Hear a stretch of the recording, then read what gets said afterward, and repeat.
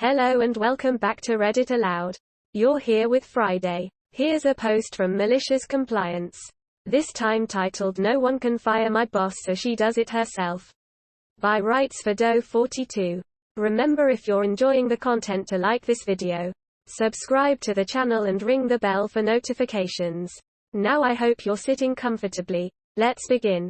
This isn't my story, but I was able to witness it in all its glory because I used to work for one of the people involved. Years ago, I used to work at a state government agency where my boss was a political appointee. Her mom was a bigwig in our governor's party who wrangled a political appointment for her daughter, which meant she had some clout behind her. Let's call her Shannon. Shannon was not good at her job at all. She was frequently out of the office for meetings, e.g., 2-hour lunches, coffee with friends, a bit of shopping. She was also a bully and a tyrant. She bullied her staff and would hold the threat of firing over everyone's heads to get them to do what she wanted. She wasn't a micromanager because she was never around enough to actually micromanage anything. And she was widely disliked throughout the entire building. This was a large agency, so to have a building where almost everyone disliked you took a lot of work. The problem is that, as a political appointee, she was untouchable. The people who had the power to fire her couldn't because of her family. Even the number 3 person in the agency couldn't do it. And he was a political appointee as well. But after a year of mystery meetings and time out of the office, her excuses were catching up to her. The agency director removed her from her job and put her in charge of special projects. Anyone who's worked in a corporate job knows that people get put in charge of special projects because they were largely incapable of doing their previous job. They didn't get fired, but they no longer had any power. This was Shannon's case. For a while, she seemed to get the message. She shaped up, didn't have any more mystery meetings, didn't disappear from the building for 2 hours, and treated people somewhat nicely. Of course, it didn't last and Shannon returned to her old ways.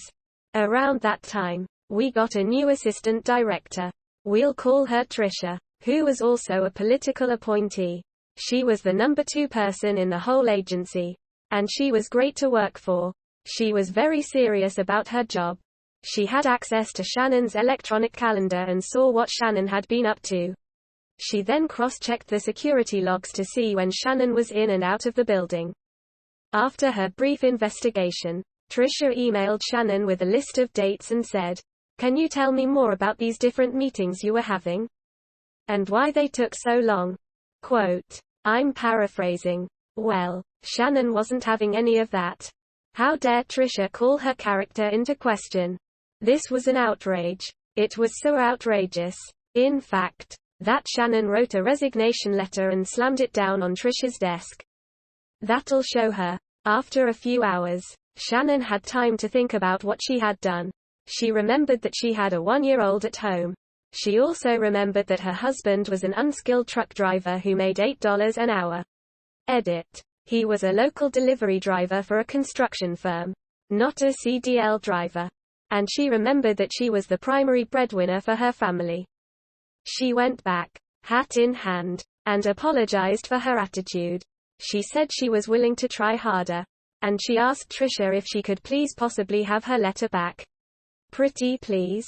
Trisha said. Oh, I'm sorry. You're too late. I already processed the letter and sent it off to HR. I'm afraid I can't undo that. Do you remember in the movie, The Incredibles, when Mr. Incredible fought the giant ball with legs? The ball was so indestructible and powerful. The only thing that could beat it was itself. This was that moment. The previously untouchable political appointee had just been fired by the only political appointee who had that power, herself. And rather than protect her or do her a solid, Trisha would not undo her self-termination. She just let Shannon be her own undoing. When news of Shannon's self-firing raced through the building, you could hear the cries of, "What? Are you serious?"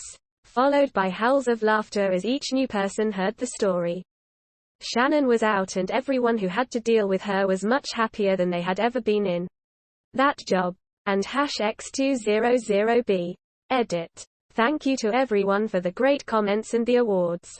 That's very cool. And I really appreciate it. You all are awesome.